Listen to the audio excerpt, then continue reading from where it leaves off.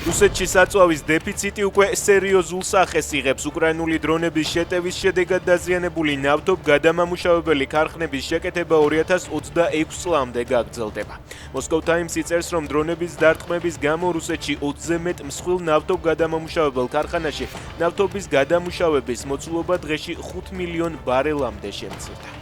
კიევში ტომაჰავკების გაგზავნამ შესაძლოა პუტინს მოლაპარაკებებისკენ უბიძგოს. ამის შესახებ ნატოში ამერიკის ელჩმა ისაუბრა. მეთიუ უიტაკერის თქმით, ღრმა დარტყმების შესაძლებლობამ შესაძლოა პუტინის გათვლები შეცვალოს და ბევრი რამ რისკის ქვეშ დააყენოს, მათ შორის რუსეთში მნიშვნელოვანი ენერგეტიკული ინფრასტრუქტურა. EUTOS თავმჯდომარემ ბოჭორიშვილთან ერთად გამართულ პრესკონფერენციაზე ოცნების პოლიტიკა გააკრიტიკა. შეხვედრაზე გავაჟღერე სერიოზული საკითხები, მათ შორის შემზღუდავი კანონმდებლობა, ასევე ბოლოდროინდელი მოვლენები. ჩვენ გვმობთ ოპოზიციის ლიდერების დაკავებას, თქვა ფინეთის საგარეო საქმეთა მინისტრმა ელინა ვალტონენმა.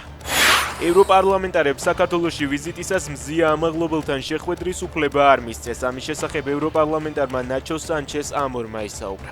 მისი თქმით, შეხვედრა იუსტიციის სამინისტროს წერილობით სთხოვეს, თუმცა მათგან პასუხი არ მიუღია. სოციალ-დემოკრატების ჯგუფის დელეგაცია საქართველოში 13 ოქტომბერს იმყოფებოდა.